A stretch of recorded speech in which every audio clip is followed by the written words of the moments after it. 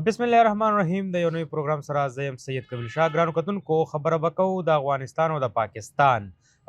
افغان کډوال غیر قانوني افغانان څومره په پاکستان کې پراته دي او بیا د کومو ځینو نه واپسي وکړه افغانستان ته لاړو، د خصوصا د خیبر پښتونخوا نه ولې نه ځي، دا یو سوالیه نشان خلکو جوړ کړی دی چې د پنجاب نه او د سند نه د دغه ځینه خو افغانیان ځي روان دي او سختیان هم دي پې، خو بالخصوص د خیبر پښتونخوا نه ولې نه ځي، دغه سختی په خیبر پښتونخوا کې ولې نشته دی. په دې باندې به هم خبرې اترې کوو. ورسره د افغانستان چې کوم صورتحال په افغانستان کې روان دی په هغې باندې به هم خبرې اترې کوو. څه بیانات چې کوم د وفاق د اړخ نه دي هغه راغلي دي، په هغې باندې به هم خبرې کوو. دې ټولو خبرو کولو لپاره موږ سره سینیر صحافي او تجزیه کار ساجد ټکر صاحب موجود دی. ټکر صاحب پروګرام کې یو ځل بیا تاسو ته هرکلی وایو. ډېره مننه شاجي، تھینک یو. ټکر صاحب لومړنی به راشو، بار بار موږ ته خلک کمنټس هم کوي او دغه وینا هم کوي چې د هر اړخ نه ګور لګیا دی، افغان مهاجرین غیر قانوني چې کوم دي هغه روان دي، خو بالخصوص د خیبر پښتونخوا نه ولې نه ځي؟ وجوهات څه دي؟ سهولتکاري څوک ورکوي؟ ولې پاتې کوي؟ ایگزیکټلی دا ډېره مهمه پوښتنه ده شاجي. جی. او موږ ګورو کله نه چې دغه د ریپیټریشن د عمل شروع شوی دی او بیا په دې روان کال کې خصوصا په دې وروستیو میاشتو کې موږ دا وکتل چې په سند کې په پنجاب کې د افغان کډوالو خلاف باقاعده اپریشنز وشو او هغوی په نښه شو، هغوی راولېږل شو. یعنی هغوی دغه چې کوم نیشنل پالیسي ده د افغان ریپیټریشن، یعنی د افغان کډوالو د بیا ستنېدنې، هغه چې څنګه د وفاق پالیسي ده نو دغه شانتې سند او مطلب یې چې پنجاب او بلوچستان هغوی په هغې باندې عمل درآمد کوي. او چې کوم غیر قانوني میشته افغان و دلته او افغان کډوال او نور غیر قانوني خلک نو هغه هغوی وباسي او د هغوی دپاره زیرو ټالرنس دی، یعنې مطلب یې هغوی نور نه برداشت کیږي. خو بیا چې دغه قصه موږ په پښتونخوا کې ګورو په د خپله صوبه کې نو یکسر بدله ده. یعنې که هلته د دوی خلاف اعلانونه کیږي او مطلب یې چې د دوی په ګوته کولو کې وایي که موږ سره چا مرسته وکړه نو دوی په سره انعامونه ورکول کیږي او پولیس په دوی باندې ریډس کوي، یا که په پنجاب دی او که هغه سند دی او د دوی چې کومه ځایونه دي هغه مسمار کولی شي. نو بل خوا په پښتونخوا کې هغه شانتي سختي موږ ته اوسه پورې لا په نظر نه راځي. یو خو دا ده چې څنګه د وفاق او د پښتونخوا ترمنځ په ځینو معاملو باندې موږ ته یو فاصله ښکاري. لکه تېره ورځ موږ ستاسو په دې پلیټفارم باندې خبره کړې وه چې د وفاق او د پښتونخوا ترمنځ په ډېرو لوی معاملو باندې موږ ته یو فاصله، یو واټن او یو اختلاف نظر چې کوم دی نو هغه په نظر راځي. لکه تاسو وګورئ د امن و امان خبره که کوو نو مطلب یې که د اپریشن خبرې په هغې هم اختلافات دي. او دغه شانتې اوس خو په سیاست کې چې کومه کشاله جوړه ده د وفاق او دلته د پی ټي آی حکومت دی نو هغه ګیپ ماته نور هم سیوا کېدو والا ښکاري. په دغه تناظر کې بیا د افغان کډوالو هغه چونکې نیشنل پالیسي ده او چې کومې یونټي دي لکه سند دی، بلوچستان دی، پنجاب دی او پښتونخوا ده، نو they are bound, they have to follow that national policy. او د دې نه وړاندې چې کوم چیف ایگزیکټیو و د صوبې ګنډاپور صاحب نو هغوی یو نظر و، یو اختلاف نظر د هغوی و. هغوی چې دا زموږ میلمانه دي، رونه دي، دا موږ داسې په دې طریقه نه وباسو. یعنې وفاق وایي دا وباسي، هغوی نه وباسي. یو قسم له بیا وزیر اعلی سهیل اپریدی صاحب دی راغی نو د دوی هغه تګلاره نور هم واضحه شوه. دوی وایي چې یس وی اکسپټ نیشنل پالیسي چې کومه قومي پالیسي ده، تګلاره ده د افغان کډوالو، نو بالکل یې موږ منو. خو د دوی ریکویسټ دا غوښتنه دا وه، منت زاري دا وه چې چونکې دا لیږئ نو د دوی دپاره چې کوم هلته اپریشنز دي، که هغه کلیرنس دی، که هغه امیګریشن دی، نو په کار ده چې دا هر څه په ون وینډو کې وي، یعنې اسانتیاوې وي. بهرحال د هغې نه پس هم دلته هغه شانتې سختي موږ ته اوس هم په نظر نه راځي. لکه تاسو وګورئ دلته ځینې ځایونو کې د وفاق لخوا چونکې هغه زر انتظام د وفاق د ارسو نو تاسو وګورئ چې څومره 240 کیمپونه وو. نو شاجي ستاسو په دې پلیټفارم باندې موږ په اکتوبر کې په دې خبره شروع کړې وه چې کیمپونه بندول کېږي، کله 3 کله 15، بیا پکې اخره کې د ټولو د بندولو احکامات جاري شو. خو د هغې مطلب دا نه و چې په ایړ باندې یا په هغه وخت باندې چې کوم دی نو بس احکامات راغلل ووتل، نه خلک پکې وو. بهرحال اوس د هغې نه پس چې کم احکامات دي نو هغه ډېر دقیق دي ډېر سنجیده دي.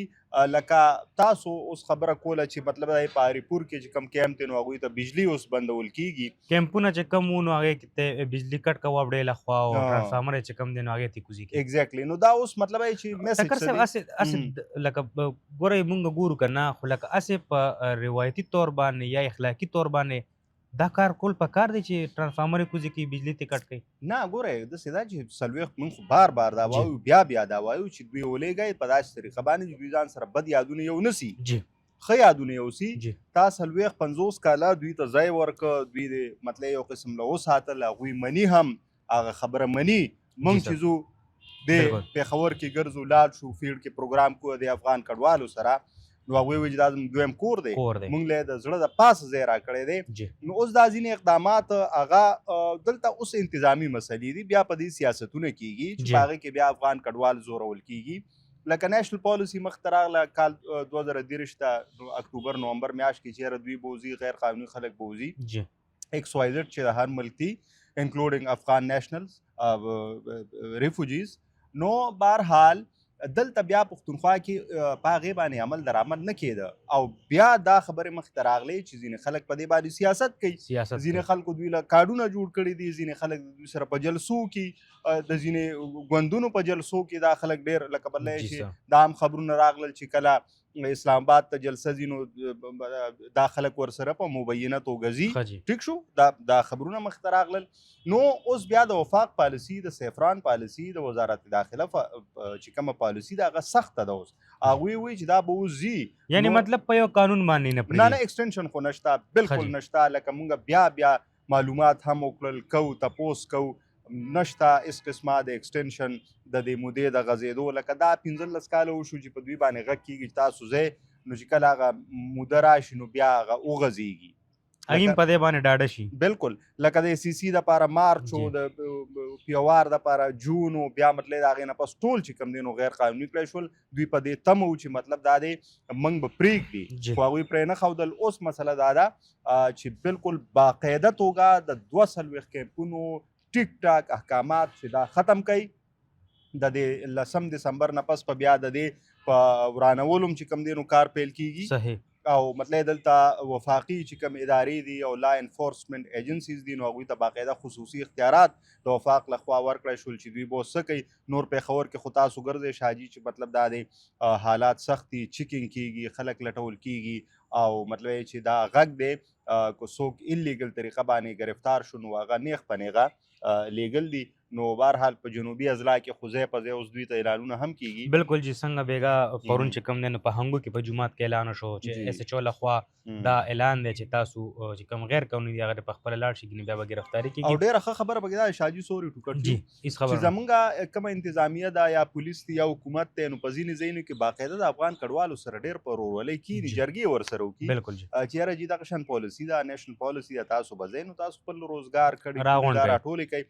زه بیا مونږ خو دا وایو چې اول خو دا وه چې که دوی حق لري د آیین پاکستان لاندې او د قانون لاندې او ګنجایش وي نو په کار ده چې کم خلک خواهشمند دي هغوی ته نیشنلټي ورکړی شي یا POC ورکړی شي چې څنګه د هغوی حق دی. خو که ځي او پاکستان وایي چې نه مونږ دوی لیږو نو ګورئ زه هم پښتون یم او دا هم پښتانه دي. هر سړی په خپل وطن آبادولو او په خپل کور ودانولو خوشحالیږي که نه. بالکل جی. دا دلته چې دا 40-50 لکه افغان کډوال پاتې شو یا اوس روان دي، خدای دې په خیر بوزي، آمین. دا ډېر تکړه افغانان دي.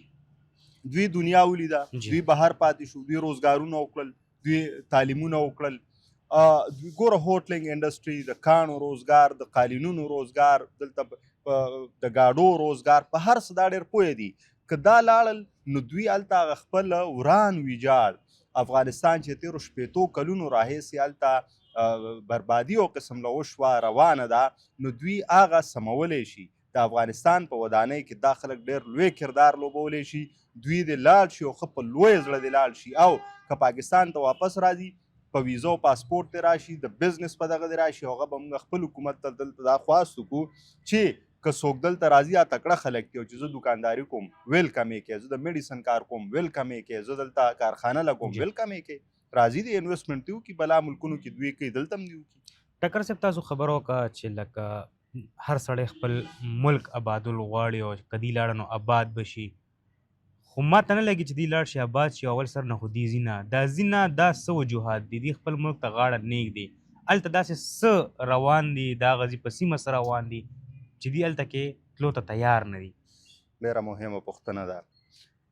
زه د ټکر یم جی او که زه دا ووایم چې هره ټکر ته مې زړه نه کېږي، نو دا به څه وجه دا خو المیه ده. جی. شاجي زه په خپل کلي باندې په خپل مردان باندې زه مین یم صحیح. که نه، لکه دغه هواګانې چې په ما ولګي نو زه خوشحاله شم. جی صحیح ده.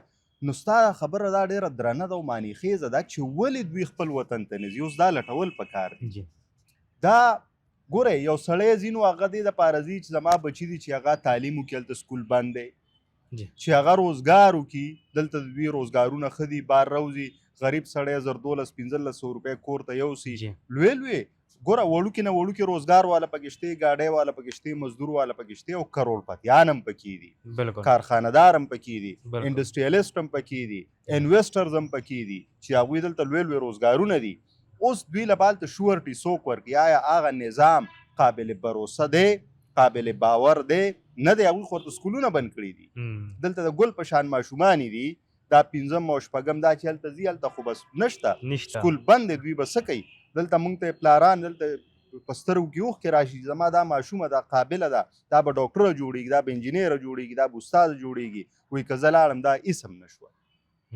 ته واده غم به ورله کوي ماشومې له؟ بس چې واده شي نو د هغه ټول ملک مستقبل چې کوم دی نو په تیاره کې دی. نو ستاسو دا سوال ډېر مهم دی. 2 څیزونه نن سبا په نړۍ کې ډېر مهم دي، یو تعلیم دی او یو روزګار دی، او دواړه په افغانستان کې نشته دی.